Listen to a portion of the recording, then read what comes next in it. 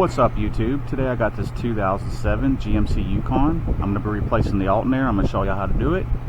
Anyways, if you haven't subscribed to my channel, please subscribe so I can continue to make videos like this to make your life easier. Let's get started.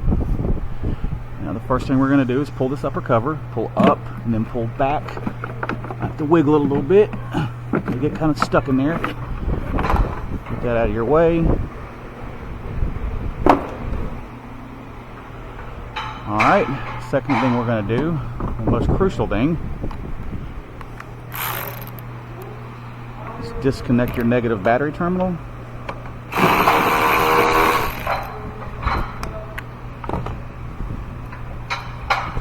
Just wiggle under there, pull up on it, lean it out of your way.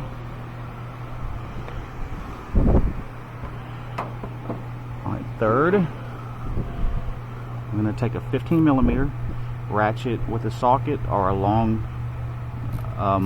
wrench like this. Take your tensioner,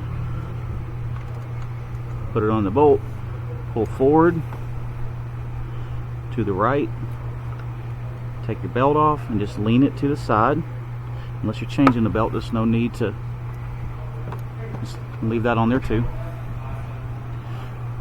No need to lose your routing, just keep it on there. Now if you're changing a belt, you can take a pen and a piece of paper and draw your own belt routing, or you can find it on Google too, but it's just best just to draw your own routing. That's what I do. Then we're going to take a 15mm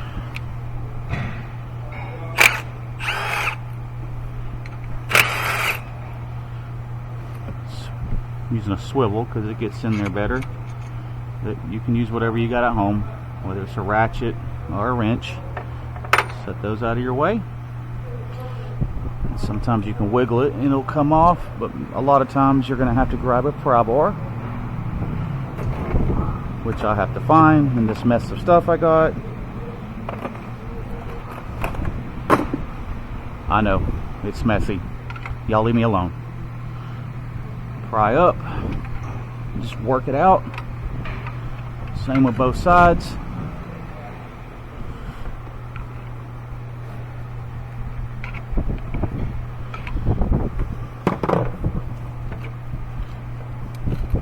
Alright, now flip it over. Unplug your plug. Push that tab down. Pull up on it. Pull that rubber boot off. It's a 10mm.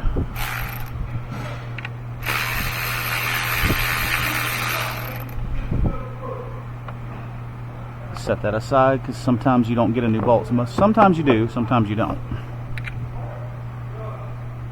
Just kind of lean that out of your way. It's not going to arc nothing because I got the battery disconnected. And there will be a core on this. So when I get my new part, I'll continue with the rest of this video. Until then, see y'all in a few. Alright y'all, I'm back. I got my new part. Now I'm going to show you how to get this thing in easier because we had to pry it out last time. So these little tabs right here, just take a hammer and hit them on the corner. Just a few little taps and they'll push it back out to make room for your new alternator. And when you tighten the bolts, it'll squeeze those back in to keep it tight. Well, the first thing we're going to do is easier when you got the alternator right in front of you. Is we're going to connect our power wire. Now you're going to make sure that you clock this the right way. We're going to be setting the alternator like that. So, about right there.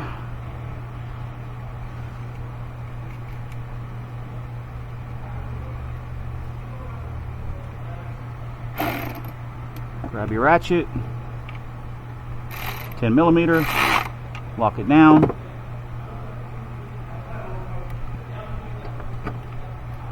Stretch your little protective boot back over it.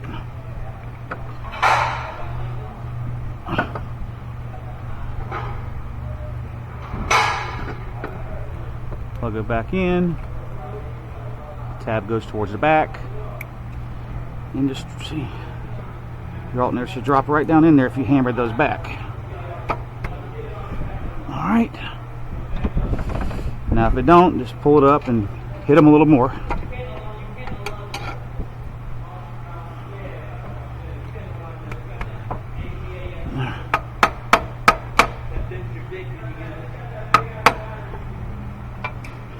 You can tap a little lighter on the alternator, it's not going to hurt.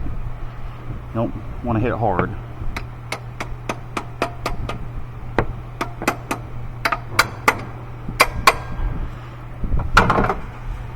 Make sure you hand start your bolts.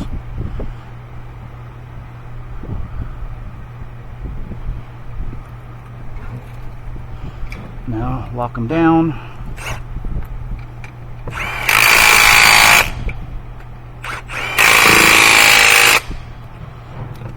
Nice and tight. Put your belt back on.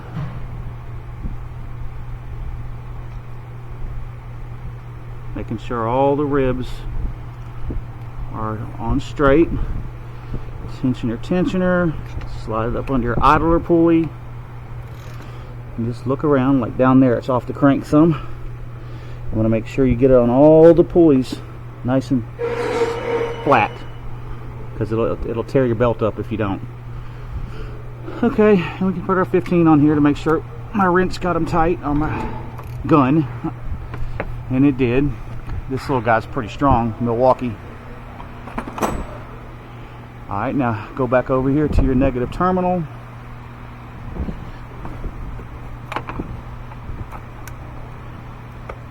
Put that back on, grab your 10. Make sure it doesn't wiggle. Nice and tight. Go ahead and fire this bad boy up. Move that, because sometimes the wipers will be on. Forgot to turn them off. You'll sling that cover across the shop. Grab your key.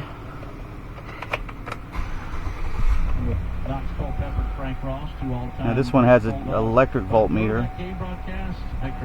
Make sure it goes up to 14. 14 and a half. Yeah, that's much stronger. The other one was barely putting out 13. The brushes were worn out inside of it. Turn that off. Anyways, there's no need to put a multimeter on it because you have a gauge in here that shows you the voltage. Now if it just had a battery light, you're going to want to use a multimeter. Make sure it's putting out around 13 to 14 and a half volts, depending on the load. Anyways, I hope this video was informative. Y'all please check like down below. Y'all please subscribe. Have a good day. Peace out, YouTube.